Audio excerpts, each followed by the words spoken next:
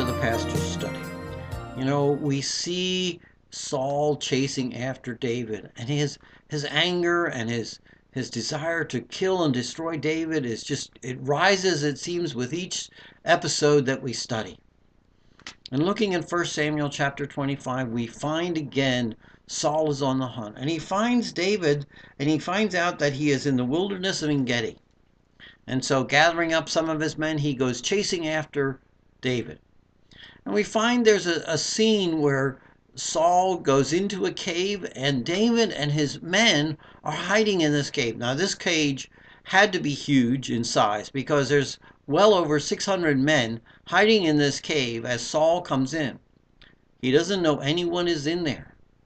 And so, as he goes in and performs a bodily function, some of David's men say, "This is God's opportunity for you to eliminate Saul, for you to kill Saul. Why, God has set this up."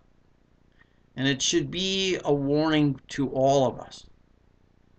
Just because opportunity is there, if the opportunity is to do evil and do wrong, it's not an opportunity from God.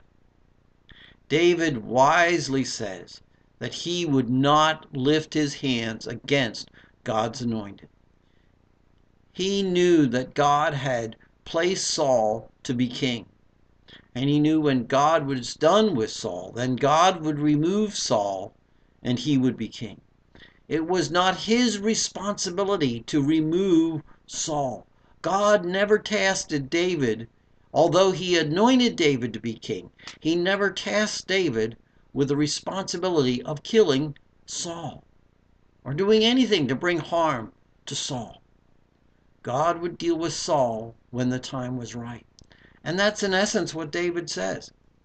He does, however, cut off the robe of Saul, and after Saul leaves the cave, he goes out and he says, "Look, why are you chasing me? Why are you listening to the men? Look, I had the opportunity to kill you today because, look, you're missing a piece of your robe, and I have it. But notice, I didn't do any harm to you." In that moment, Saul repents and says, "You're a better man than I am."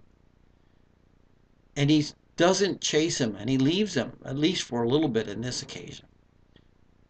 But the bigger thing for us to learn today is let God do God's work. And stop trying to do the things that God wants to do. Stop trying to get rid of people in your life and let God deal with them. Until next time in the Pastor's Study, goodbye, and may God bless.